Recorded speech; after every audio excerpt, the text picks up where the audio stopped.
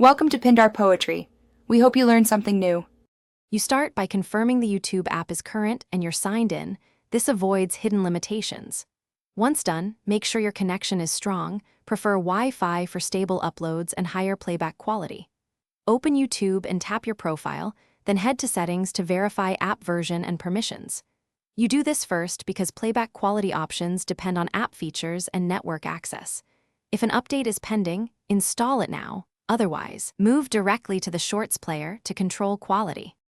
Next, you control playback inside the Shorts player. Tap the three dots or gear while the short plays to access quality or playback quality. This reveals discrete choices like 480p or 720p, or an auto setting that adapts to bandwidth. Choose a higher resolution when you're on Wi-Fi.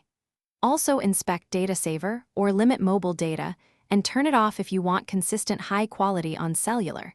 This prevents forced downscaling. These steps change how YouTube prioritizes bitrate for the short.